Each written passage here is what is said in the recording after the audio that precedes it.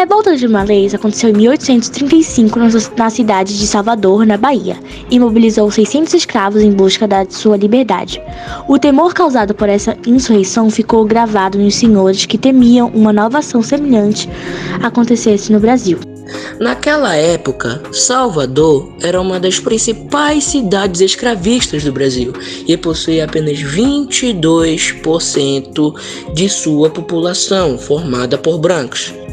Os escravos africanos e seus descendentes eram 40% da população total da cidade, que anteriormente era de 65 mil habitantes. Foi nesse cenário que se deu a maior revolta de escravizados do Brasil.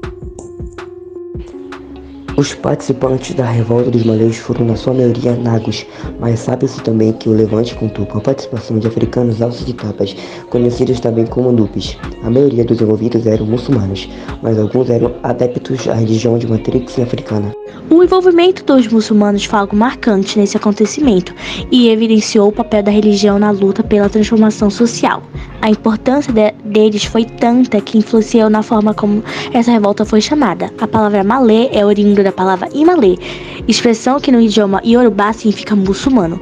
E não apenas no nome ficou a sua influência, porque os africanos que se rebelaram usavam um abadá branco, traje típico dos muçulmanos. Além disso, muitos deles tinham amuletos com passagens do Corão escrito em árabe. Eles acreditavam que protegeriam os seus corpos. Os líderes do motim combinaram para que ele acontecesse no final de Ramadã, mês sagrado para os muçulmanos. A rebelião ficou marcada exatamente para o dia de Laylat al-Qadr, a festa da noite de glória, momento em que o Corão foi revelado para Maomé, o profeta do islamismo. Existem evidências que apontam que, se vitoriosos, os rebeldes pretendiam voltar-se contra toda a população do Brasil e implantar uma república ou monarquia islâmica. Os envolvidos eram majoritariamente escravos urbanos e pouco eram do interior baiano. Por serem da área urbana, os revoltosos tinham uma maior mobilidade para circular pela cidade e se comunicar com os outros escravizados e organizar reuniões com os levantes. Uma das maneiras de divulgar essa edição era distribuir panfletos escritos em árabe, para que os seus senhores não descobrissem as reais intenções do grupo. Como os malês se diferenciavam dos outros escravos por serem letrados, tinham mais facilidade para fazerem tais coisas. A rebelião teve 8 líderes cuja maioria eram malês.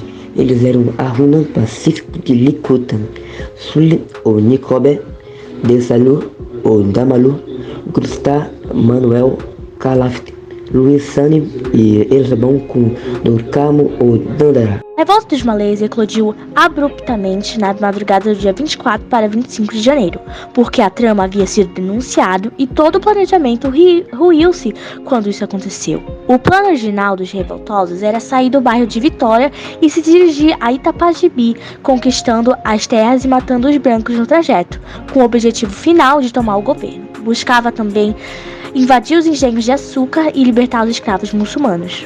Os combates espalharam-se horas a fio pelas ruas de Salvador e resultaram na morte de 70 dos escravos envolvidos e 9 mortes dos que lutavam contra os rebeldes. A última batalha deu-se em um local chamado Água de Menino. Muitos dos africanos encurralados procuraram fugir pelo mar e acabaram afogados. A revolta dos malês, portanto, fracassou. As punições contra os envolvidos foram severas e alcançaram até homens negros libertos que não se envolveram com o dito conflito. Os punidos sofreram com a prisão, o açoite, a deportação e a execução. Ao todo, 4 dos envolvidos foram condenados à morte, sendo eles Jorge da Cruz Barbosa, Pedro, Gonçalo e Joaquim. Esses 4 foram executados por fuzilamento. Essa intentona contribuiu para aumentar a repressão sobre a população de escravos e libertos em Salvador.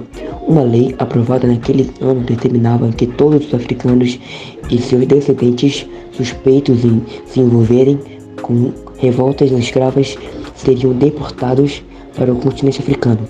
Existem estatísticas onde apontam que houve a deportação de milhares de negros para a África. Isso aconteceu porque os escravocratas temiam que uma rebelião de escravos dos moldes da Revolução Haitiana acontecesse no Brasil, conforme aponta João José Reis. O Haiti penetrou como um pesadelo as casas senhoriais, os palácios governamentais e mesmo os clubes rebeldes brancos. A revolta dos malês, portanto, se insere no contexto das revoltas sociais do Brasil imperial, demonstrando a insatisfação do povo com a situação política e, no caso específico, a perseguição e falta de liberdade religiosa no Brasil durante o Império. E essa foi a Revolta dos Malês, uma das grandes batalhas do Brasil imperial e que até hoje é lembrada como um grande ato de liberdade para as pessoas negras.